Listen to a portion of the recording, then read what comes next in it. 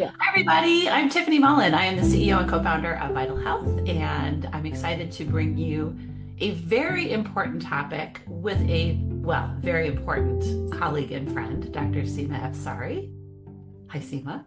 Hello. I'm happy to have this conversation. So Yeah, important. it's And so important. So the topic, perimenopause, menopause. And I have to say, as a menopausal woman, I'm super excited that, well, not only are we talking about this, but also that it is becoming a larger topic of conversation. I was looking up some recent stats. I just wanted to see where we were in 2025. And what I learned was 6,000 women a day in the United States are entering into menopause, which equates to 1.3 million women per year. That's a lot of people, and a lot of women, and the impacts are broad and wide and deep and significant. Not just the negative, but the positive, impacts. There's a lot of amazing things that we experience going through menopause and perimenopause, but getting there is a bit of a trip. So getting all choked up. yeah, I'm excited to talk to Dr. Seema Afsari, who's obviously a vital health physician, functional medicine doctor, very, very well versed in perimenopause, menopause, hormones, women's health in general, but also functional medicine approaches to behavioral health and trauma, gut health. I mean, she pretty much does it all. So I'm so excited to have this conversation with you. Thank you for being here.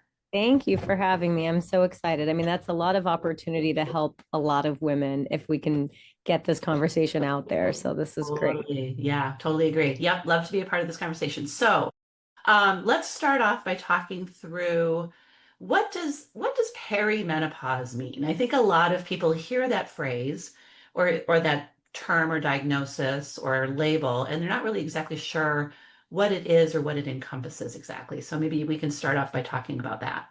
Yeah, great question because there is really no right answer to that question. If you were to look at the data, the literature as what the average age is for women to start to experience changes in their menstrual cycle, you'll hear one thing. It's somewhere in the 40s, mid 40 ranges up until the early 50s. But that's very different for a lot of different people. So perimenopause is broadly more clinical um, change in hormonal behaviors and patterns with women. I think some of the earliest signs are changes to the regularity of the cycle itself. How long are your cycles? How frequently are you seeing them? But also, what are your bleeding patterns like? We'll often see changes to hormonal bleeding patterns. And in other cases, you don't see any changes to the menstrual cycle at all, but you start to see hormonal shifting. You start to see symptoms before the period that maybe weren't there before. You see changes to libido, changes in energy, changes to the shape of the body and your metabolism, hair loss. So perimenopause is really this broad encompassing time period where we start to see some shifting happen. And technically, this is when the conversation between the brain and the ovaries starts to become a little bit more complicated. The communication's a little bit more complicated. It's not so rote and regularly scheduled. Yeah, so that sort of breakdown between the ovary and the pituitary gland speaking to one another, the pituitary being the master gland in the brain, and that has always been a pretty well-honed conversation for many, many decades, and then all of a sudden it's not. Those hormonal shifts that occur in perimenopause, they occur at the level of sort of picograms, tiny, tiny, tiny changes, but are very perceptible by women who are so tuned in to having a signaling process that's happening every single month, and what's normal for them in terms of their patterns. They sort of are looking for that, and all of a sudden something's shifting. Let's talk through. I think one of the things that sort of surprises me and doesn't surprise me, I guess, how bad a job we do at recognizing very early changes in menopause, particularly in the area of sort of the mental health realm, the stress or the sleep or the things. Can we talk about that? Because I think that's a lot of what gets women's attention. If it's not bleeding problems, which you alluded to, or bleeding changes, which obviously are very visual, you can see that. But those subtle behavioral changes where a woman starts to say things like, I feel like somebody has kidnapped my body and I don't know what's going on, but I just don't feel right. I Don't just don't feel feel like right. myself. I don't Yeah. feel like myself. So talk through what does that look and feel like? What do you hear from your patients in this category? So I think you're right. I think the mental health aspect of the shift in hormones is probably one of the most pervasive symptoms that bring people in. And if not necessarily even for them, they'll say, I'm here for my husband and my kids. Right. I just don't feel like I'm as patient as I used to be. I feel irritated and bothered all the time. And we as women will also find every other reason in the book to kind of explain our symptoms, like, is it that I'm just getting older? Like, is it because I have young kids and I'm running them around to sports practices all the time and I'm trying to do all the things? And so I think what that often can look like is just anxiety. And I think the functional medicine approach to the concept of anxiety is really different too, because Mm. I see anxiety as a symptom. I mean, yeah, there's people that have predilection towards anxiety or depression or insomnia. But when the shift starts to happen at this telltale decade of life or so, you have to think about, are there more things that are contributing to like why you're all of a sudden feeling more anxious? And so I think part of what I'm hearing from patients is not only like, am I getting older? Is this just aging? Am I in perimenopause?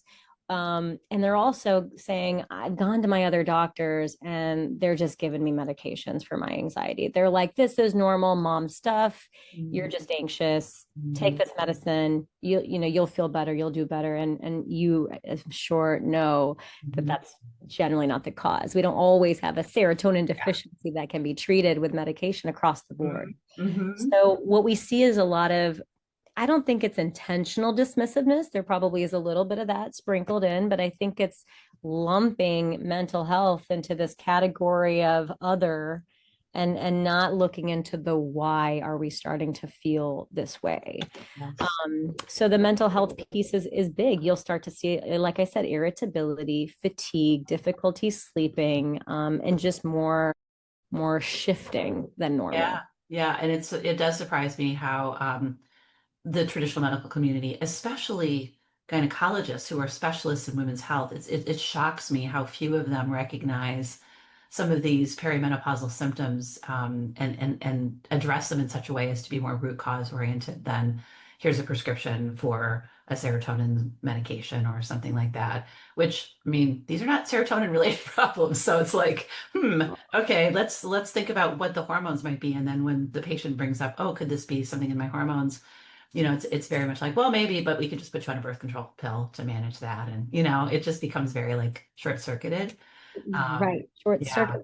And I mean, to be fair, quoting another practitioner who did a talk on this recently, we really as a group of physicians and providers have sort of been under supported with our hormone training. And Yeah. I think a lot of this is related to faulty studies that happened in the 80s, the Women's Health Initiative. I'm sure this might come up later in conversation or not, but it Probably. changed it changed the tune. It made it so that like, oh, we don't want to discuss hormones because we don't really know what to do with it anyway. And so we're just going to work around it and tiptoe around it. And then, as you said, the 1.3 million a year that are going through these transitions are left without support. So it's a At the big hardest days of their life, right? Where they're if they have children, raising children, maybe at the height of their career, they might be taking care of aging parents. I mean, it's just a lot. So it's at the time when we most need to be supported. I think that the rug gets pulled out from underneath, which yeah. is totally not fair.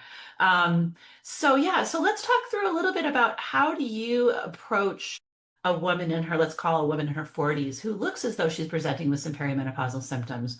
What is your approach to testing? Like, how do you evaluate a woman who you suspect is going through perimenopause and kind of how do you start that initial unpacking? Sure. And like any other functional perspective would be, it's looking at the whole picture, right? We look at lifestyle, the nitty gritty of lifestyle. When do you wake up? What do you eat? When do you eat it? What are you doing with your time? So it's definitely getting a good sense of where people are in lifestyle. I'm always looking at gut health. Like, are you someone who's constantly bloated or doesn't feel like you're digesting well? Because that's going to have impact on the body's metabolic system, Mhm. nutrients that are going to fuel hormone synthesis. So making sure adequate digestion is in play and looking at stress response in general, stress resilience. Yep. So one is just a very thorough intake, right? We need to know every little thing about what you're doing in your day to day. But as far as testing for hormones is concerned, after we've already looked into the gut, we're also going to be looking at some of these important key nutrients, things like iron, things like zinc, things like B12 and vitamin D and magnesium. These are often under supported from our diet. Maybe it's soil depletion, whatever. Mhm. Or if it's just not a diverse enough diet, we look at those. We look at the adrenal gland system. We look at the thyroid gland in its entirety. And there are different ways to test this. So traditionally, you can do hormone testing with blood work. You can, say, hey, go on this day of your cycle. And if you can't calculate it, we kind of have ways to calculate it.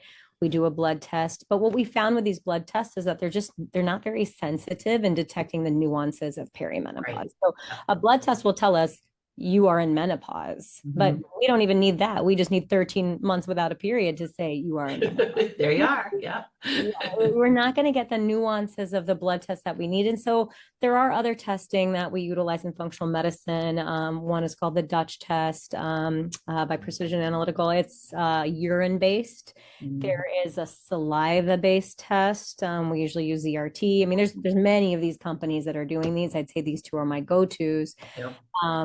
And what's helpful is not only that we're looking at the nuances of the levels of the hormones, also how they relate to each other. How does estrogen compare to progesterone, but also how they're metabolized? Because this is another story in like women's health that we are like starting to recognize that big surprise, our bodies don't, process things all the same.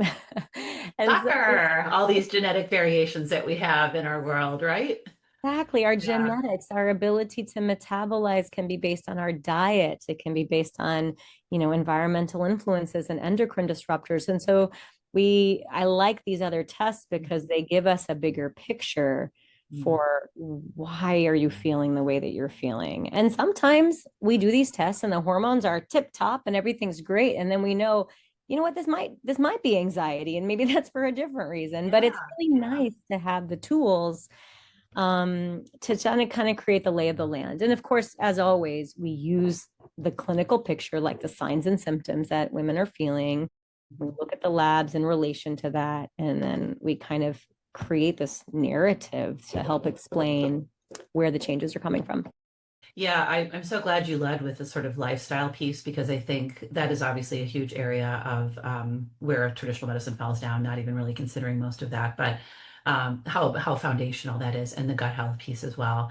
You just cannot be healthy in your body if your gut isn't healthy just because the gut has such an important role in transforming hormones, activating them, producing serotonin, other neurotransmitters. So if we don't have a healthy gut, the symptoms are so much more significant in terms of how they present at this stage. Everything just gets amplified.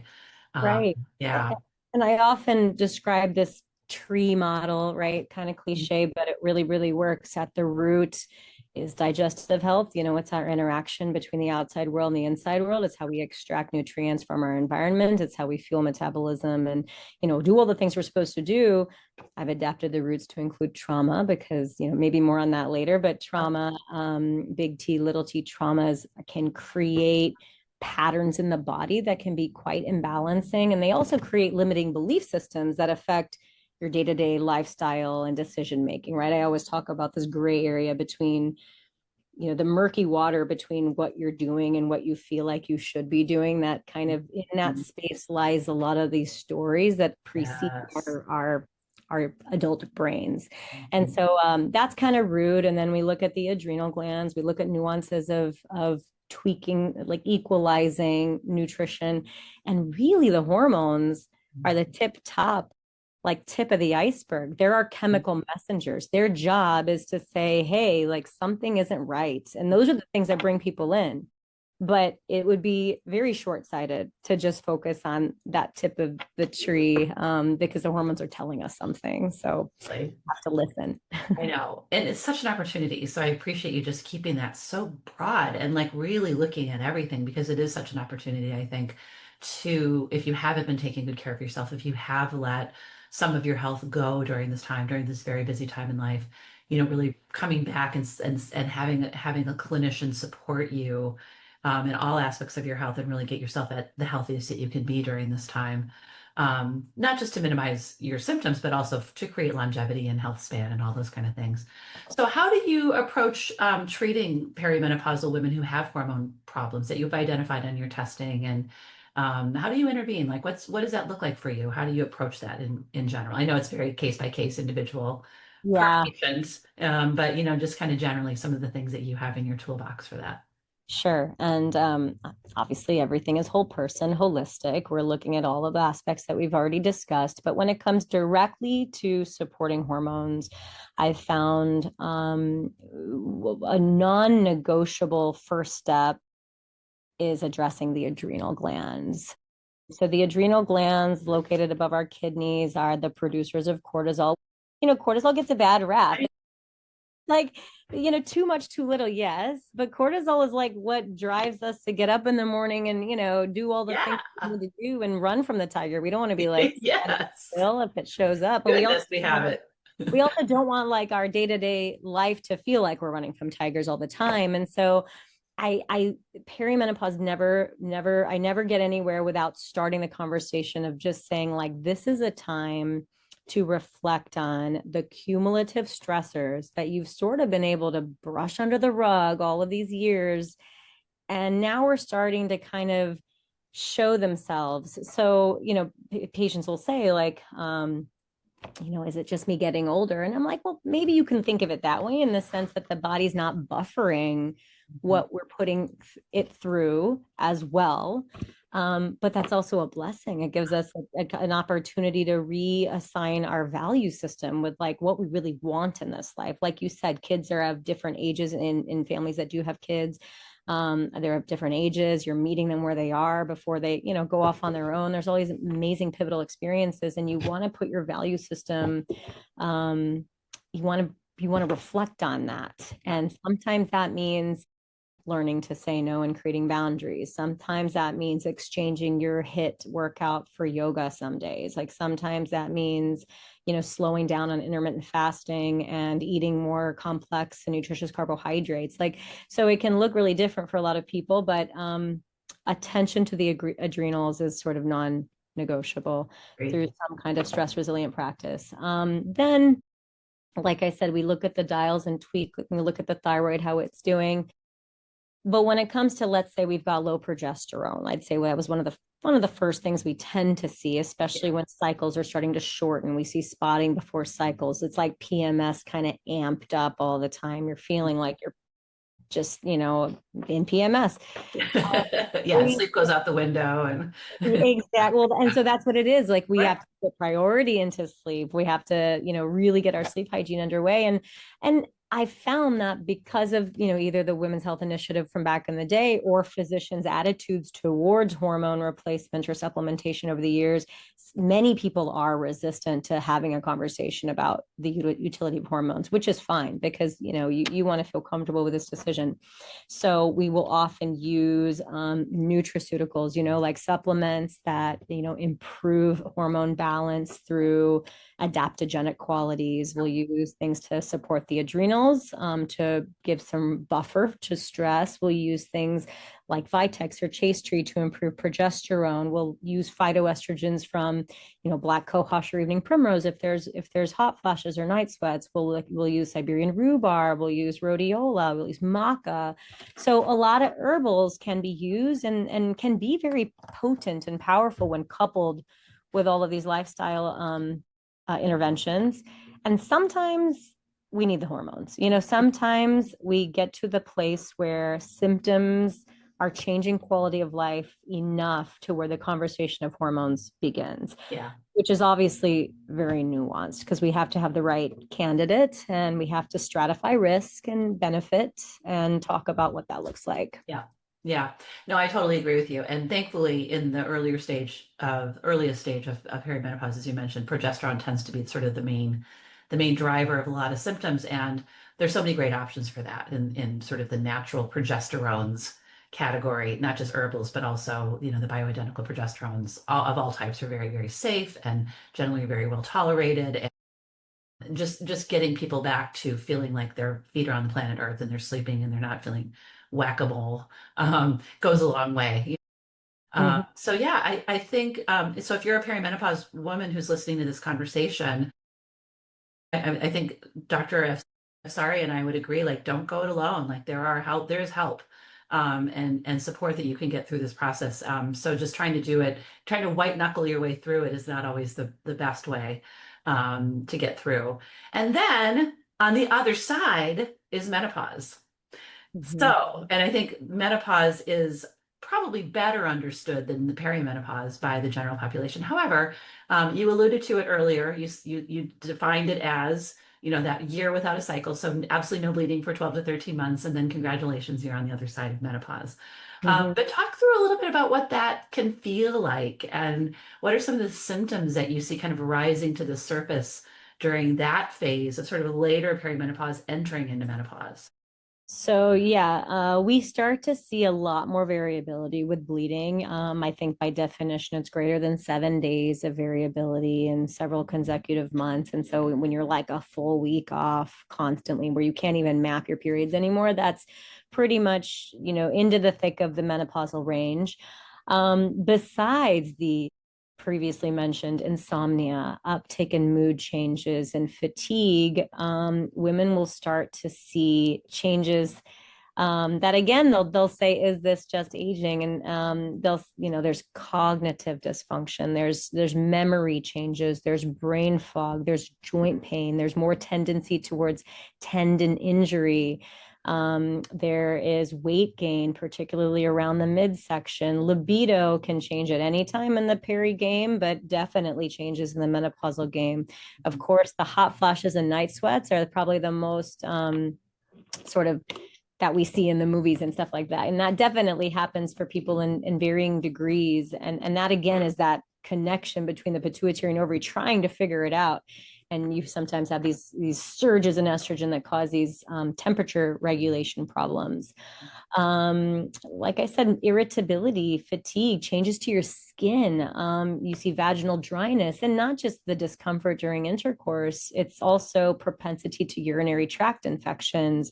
So, like, you're back like you were in college again, getting UTIs. And so there's all these other things that you wouldn't really necessarily pinpoint as a menopausal symptom, but is going on. Women might see, I do primary care, women might see increase in their cholesterol levels, like for no good reason, nothing's changed. Yeah. Like their hemoglobin A1, their blood sugars are now in the pre-diabetic range and their cholesterol is high. And they're like, literally nothing has changed. So we see cardiovascular risk and metabolic risks change as well. So Yeah. I'd say that's a good chunk of the package. Yeah, that is enough, right? Right. That is a plenty for one woman. I would love for you, since this is such an area of expertise for you, and you're so good about talking about this, but I think a lot of women, and this was true for myself as well as I was going into menopause, a lot of things come up in terms of, kind of looking at this next phase of life, almost like you're transitioning from the first half of your life into the second half of your life.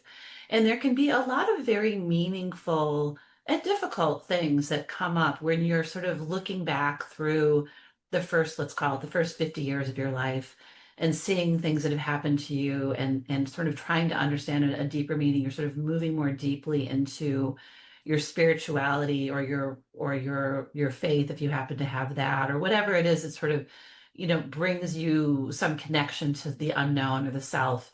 Talk through the opportunities, I would call them, for deeper work around trauma, around emotional health, around gaining wisdom, some of those kind of things that I think are so important in this conversation.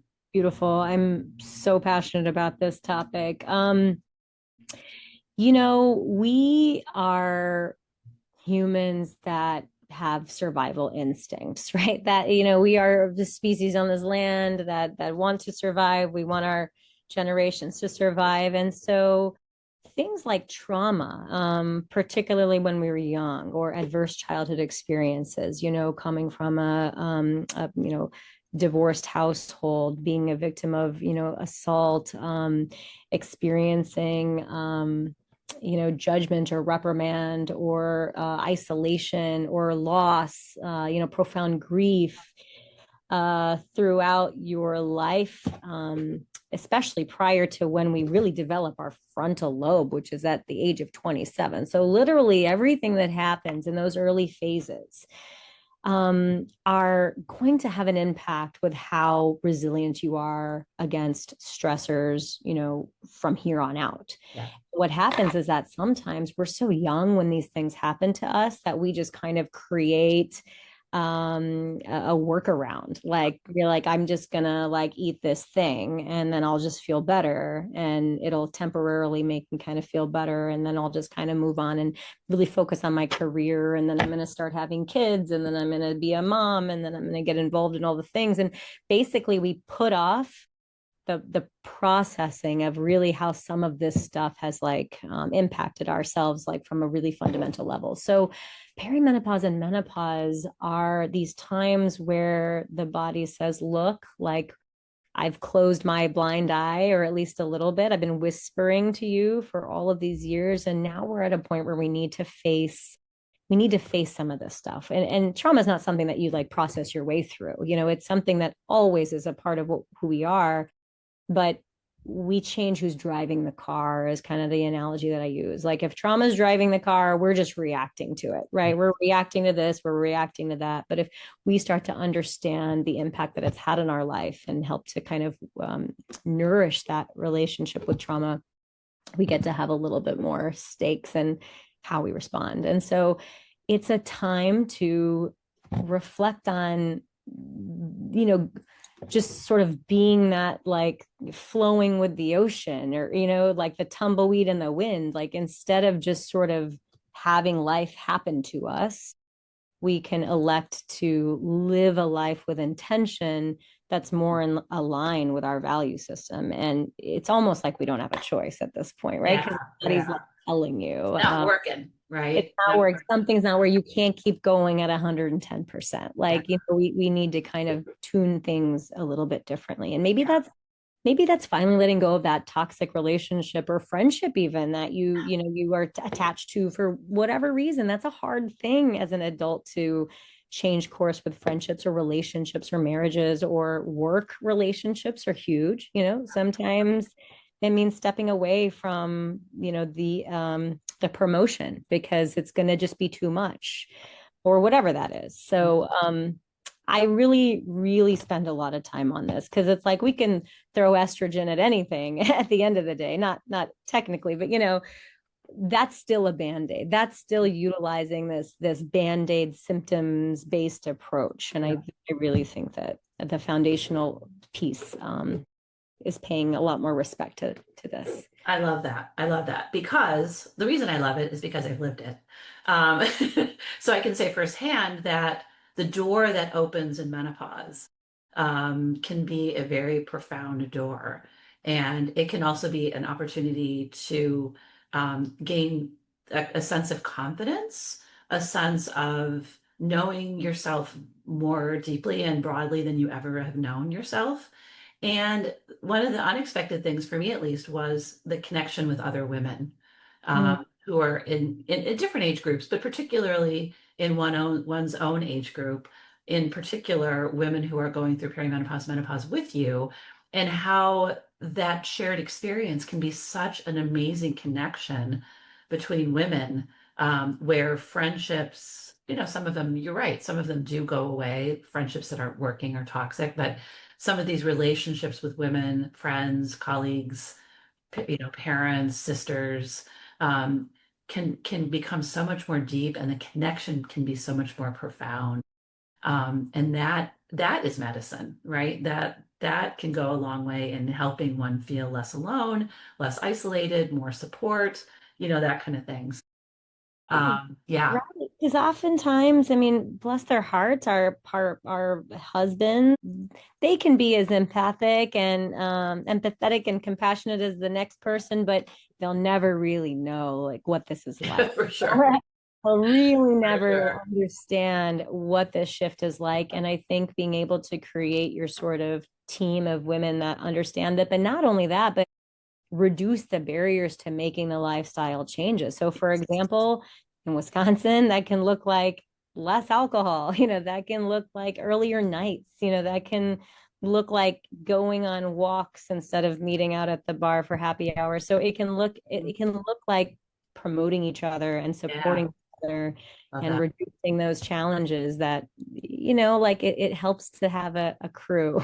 Yeah, totally. Exactly. It Beautiful. really, really does. It really does. And to have women of different generations who can support you. Younger Mhm. women giving you a sense of energy and excitement and that sort of thing. Older women giving you the wisdom of having been experiencing these things before. So I love that multi-generational thing.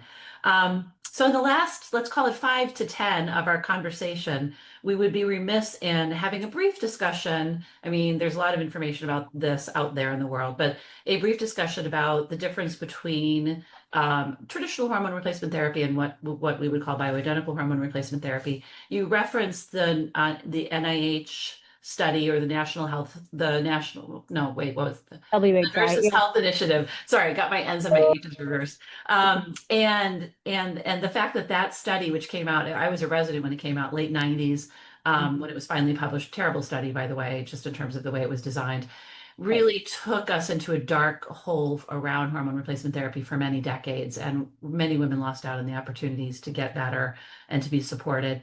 So the hormones that were used in that study were obviously the older ones, the Preverans and Proveras used in much older women. Talk briefly a little bit about the age, sort of the ideal age to start hormone replacement therapy, how long you think someone should be on hormone replacement therapy, or sort of how you think through that, and then how you talk about bioidenticals. Okay. Yeah. Okay. I'll try to A sum up. lot, sorry. Yeah, no problem. So just briefly, yes, the Women's Health Initiative was designed using prior versions of formulations of estrogen, particularly the conjugated equine-based estrogens that were highly inflammatory and had processing through the liver issues, leading to all sorts of downstream effects of estrogen that are not what we were looking for. But it was also in a women who the average age was in their 70s. Yeah, So, a lot of this cardiovascular stuff that was identified was pre-existing. So, number one, I mean, it's rare to start a woman on hormone replacement therapy in her 70s. That being said, the Menopause Society sort of uses a 10-year sort of window between transition into menopause as the most ideal time to initiate, not just for symptom improvement, but for the secondary gain of improved cognitive abilities or reduction of cognitive decline, bone loss prevention, and cardiovascular disease yes, risk reduction. these are big. I mean, when we talk about the cumulative healthcare dollars being spent Yes. on women with osteoporotic based fractures, cardiovascular related heart disease and strokes, Mhm. and then, cognitive decline, dementia, and just how quickly one can accelerate. These are amazing comorbidities that we have control of influencing, besides just trying to get ourselves to feel better. So 10 years in some regard. And then, the length of treatment is really individualized. There's no set date. There are the time period of 10 years has been thrown around. With that being said, women can stay on these in shared mutual, decision making for longer than that, as long as sort of the risks are stratified and we're kind of monitoring levels. I mean, we're not talking about putting someone on birth control. We use birth control all the time, and these levels are much, much higher than what we're using when we're using hormone supplementation. So we're really just getting a woman back to where she was. So if she's the right candidate, meaning she doesn't have a history of estrogen receptor positive breast cancer, a history of clot formation, and she's a good candidate, then she can stay on them for probably longer than 10 years. And them, what we're talking about then is we kind of mentioned bioidentical. Now, it's a little bit of a misnomer because now the new estradiol patches that we would get, let's say at your local pharmacy, they're also considered bioidentical in the sense that they're not that previous version. Yep. But they're derived a little differently. So in functional medicine, sometimes we utilize bioidentical plant-derived hormone replacement therapy, usually in the form of topical. There are three major estrogens, and the typical estradiol patch that you get at CVS or Walgreens is one of the three estrogens, the estradiol, which is our most potent. Whereas the ones that we use in compounding creams usually have two different types of estrogen. So the argument is that there's a little bit more of a physiologic, it meets us where we are a little bit more closely. And protective, a little bit more protective. A little bit more component. Because it's not going through the liver for certain different types of metabolism. So that, I have a really long spiel that I talk to patients about when I'm like, this is what the guidelines say. This is what's FDA approved. This is why this is not FDA approved. This is why this could be favorable for you. This is your family history of, let's say, endometriosis, fibroids, dense breast tissue. So maybe we ought to consider this because you have patterns that might indicate other safety issues. So this is another reason we want to have, like, women, we want to have this conversation with doctors that know these nuances, because there really are a lot of nuances. That being said, some women do fine on the patches and the micronized progesterone that you get from CVS and Walgreens. So it really depends on the person. Yeah, it's nice to have those choices. I think the bottom line is not using the sort of the older versions of hormone replacement therapy, which really are more pro-inflammatory. You know, they have issues, and so we really try to steer people away from. They're still out there, but we still steer people away from those. So right. There's a lot to this. We could be here for 17 years. We could be here by the time we're both sitting in our rocking chairs. Well, at least I will be. And having these conversations. That's why I think we probably just need to have more conversations around this. I'm excited we at Vytal Health are really emphasizing a lot of women's health, perimenopause, menopause care this month, launching a lot of educational stuff on our social media channels and really working with making sure that women feel like they know that they have a resource here for their care. And man, talk about a resource. You are like so smart. Oh my goodness gracious. So well versed in this topic, and obviously have so much to offer your patients. They're so lucky to be able to see you. So I really appreciate you spending some time with me today and talking through this big topic. And I'm sure we'll probably have to have chapter 2, 3, 4, 5, 6 over the next several months to years as we are ongoing. I am here for it. I'm super passionate about this, not just being a woman, but I feel like we need to make up for lost time and we need to rally for our cohort.